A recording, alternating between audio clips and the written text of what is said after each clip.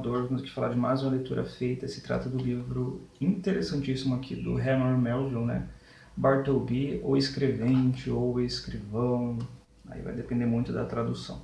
Pelo menos essa edição aqui foi lançada pela aquela coleção da Folha de São Paulo, né, em 2018, que eles tinham como objetivo de colocar textos curtos, né, geralmente era tudo baseado em contos, em que é uma edição bilíngue, né. Você tem aqui, por exemplo, nas páginas pares, o texto em português e aqui na página ímpar o texto em inglês, e ainda você podia acompanhar com um audiobook, né, toda a leitura do livro. Bom, como o título diz, a gente vai ter aqui um relato sobre esse Bartleby. Não é um livro, assim dizer, é uma biografia sobre o Bartleby? Não, não é uma biografia. A gente vai acompanhar um recorte aqui da vida dele, em um período X, em que é narrado em primeira pessoa pelo, vamos dizer assim, pelo seu chefe, né?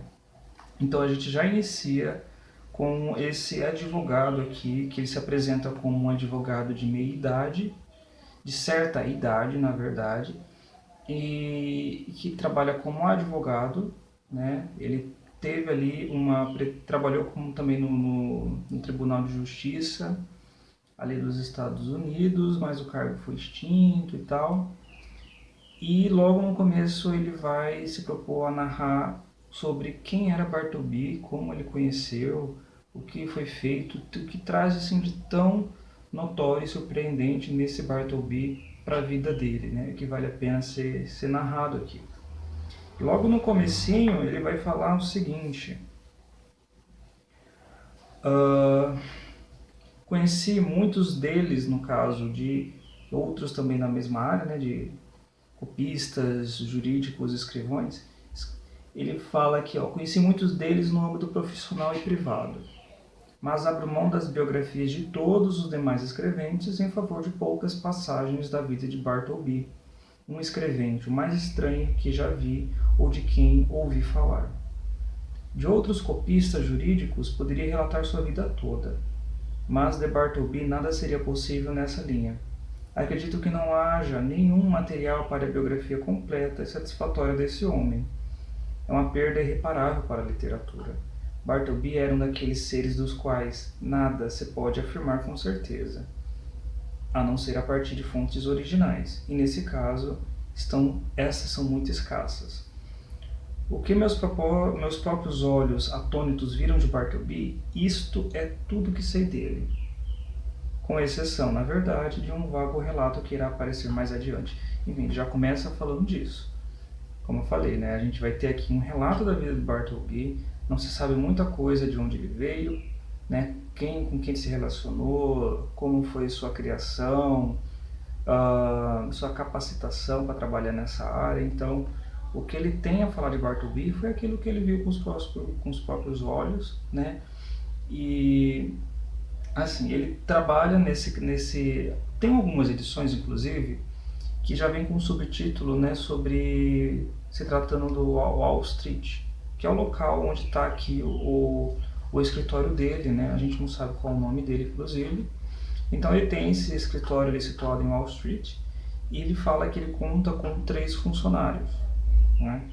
E o espaço onde ele vive é um espaço assim, ele fala que parece uma cisterna, porque você não vê tanta iluminação, você vê um ambiente fechado, um ambiente meio denso, sabe? Então ele trata de 3 funcionários, e esses 3 funcionários são bem distintos um do outro, né? Temos o Todd, que é o mais velho. Todd não, Turk, eu confundo, gente, não sei porque eu troco o nome. Tem o Turk, que é o mais velho, e tem o Nipper, eu não sei como é a pronúncia, eu não ouvi o audiobook. O Nipper é o do meio, e tem o Ginger Nut, que é o mais novo, né, que sempre vende ali, está ali com bolinhos de gengibre, né, para o pessoal comer. Então ele tem essas 3 pessoas ali, só que com a demanda aumentando de serviço e tal, ele precisa ter mais alguém ali, né?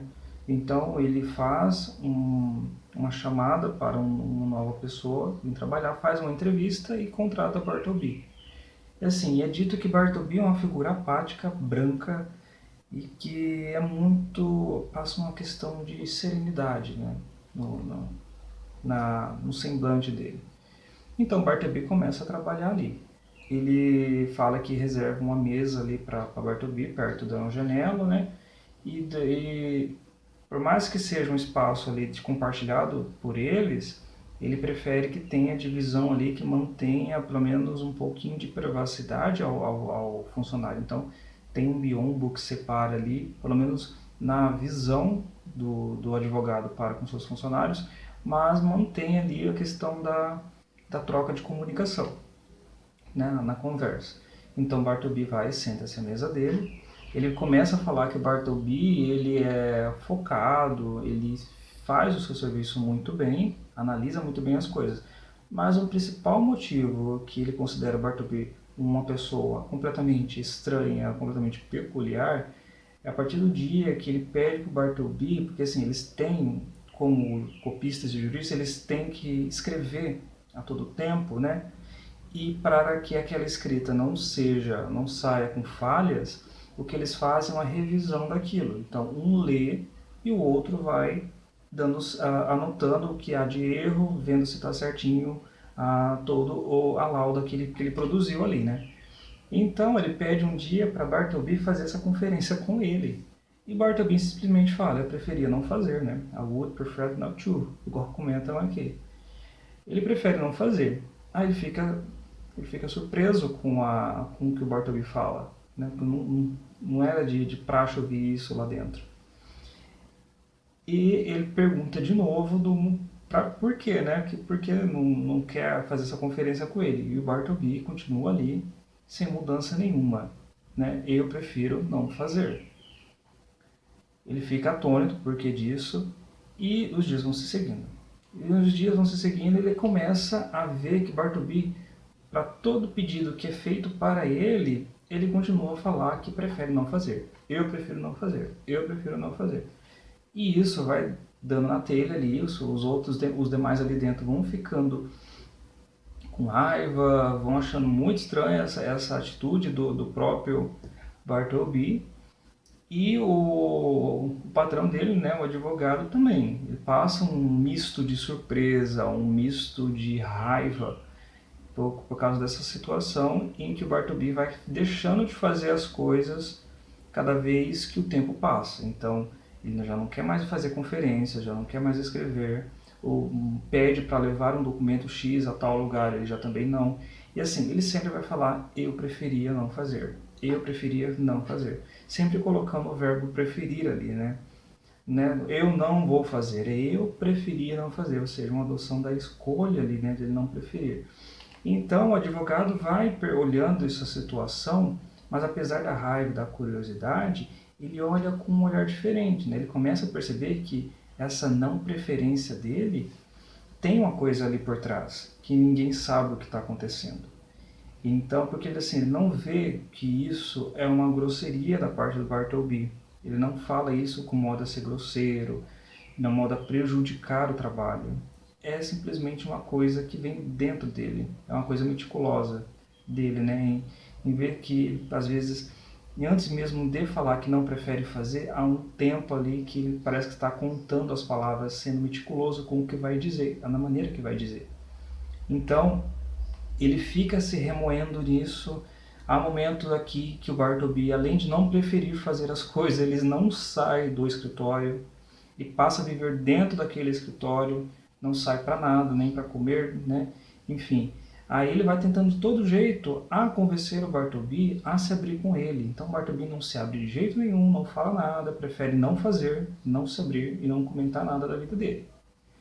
Aí o que acontece é que, né, dada a situação, cogita-se também a questão até de morte, inclusive, mas isso passa batido. Então se cogita-se trocar o local de trabalho, né? Trocar o escritório dele para um outro espaço. Só que o Bartleby continua no bendito do local lá. As pessoas que continuam naquele prédio continuam a achar estranho que o Bartleby fique lá pelos corrimões, dormindo os corrimãos dormindo lá fora, na entrada. E o advogado, complacente disso tudo, percebe que as pessoas estão começando a ficar com raiva do Bartleby.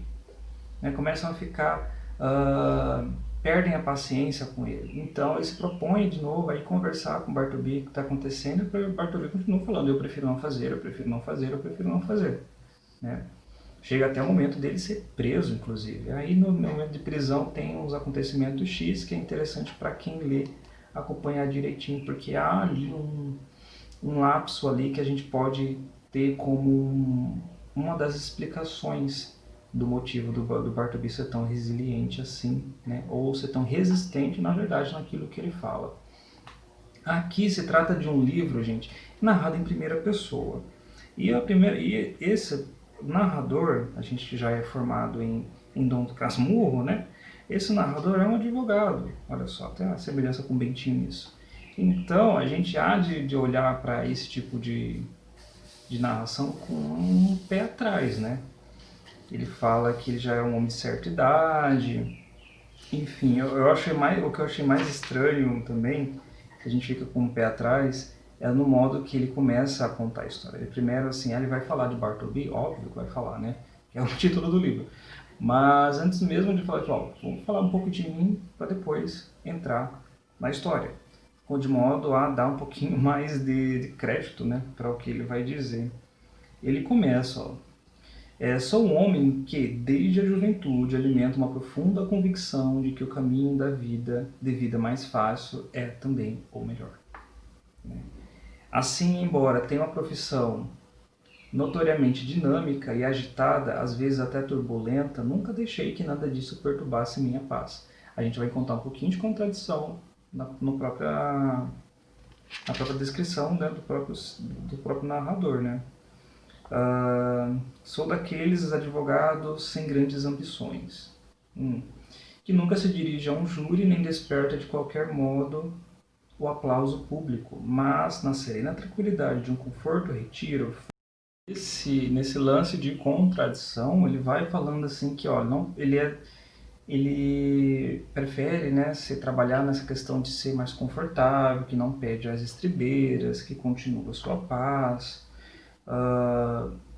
Fala que as pessoas falam que para ele a primeira qualidade, por exemplo, minha primeira qualidade era a prudência, seguinte um método.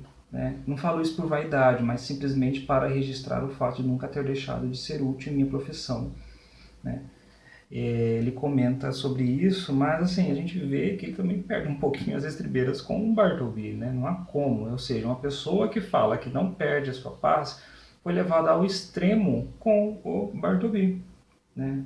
E depois fala que não tem muita ambição, né? Ele comenta aqui, o bom e velho cargo agora extinto no estado de Nova York de procurador do Tribunal de Justiça havia sido conferido a mim. Não era ocupação muito trabalhosa, mas a remuneração era bem satisfatória. Aí depois ele continua embaixo que ele fica indignado com a extinção desse cargo. Aí ele fala, visto que embora contasse com isso como uma renda vitalícia, recebi apenas por alguns poucos anos, mas esse não é o ponto principal. Eu achei uma contradição ele falar que não, que o cargo, né, tinha uma remuneração bem satisfatória, mas ao mesmo tempo fica indignado com a extinção do cargo também, porque, gente, ele achava que era vitalício, mas não é vitalício, né? Enfim, a gente vê essa história que, assim, a gente pode interpretar isso aqui de uma maneira muito distinta, dependendo de como cada um está no mundo, né? E como o próprio narrador fala, Bartleby é uma coisa curiosa, não tem uma definição por si próprio. Inclusive, um próprio mal de Bartleby, né, que você procurar na internet, você vai achar que é aquela mal que a pessoa simplesmente para de fazer tudo que sempre fez, né? Como um grande exemplo disso, a gente vê o Raduan Nassar, né, que ele escreveu 3 livros apenas, depois parou de escrever, nunca mais escreveu uma folha de literatura, né, de livro.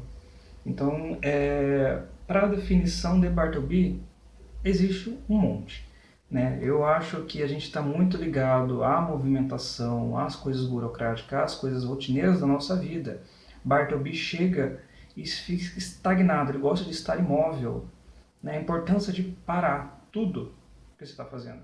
Então, esse parar tudo do nada e escolher fazer isso por vontade própria, não porque você é condicionado a isso, causa espanto nas pessoas, né? Os funcionários, assim como o advogado, lidaram com o Bartleby de uma maneira de primeiro modo, ficaram surpresos, né, passaram com raiva, pela curiosidade, pela surpresa, mas de certo modo trouxe um pouquinho de humanidade para aquele serviço que ali dentro com vista àquela cisterna ali que eles estavam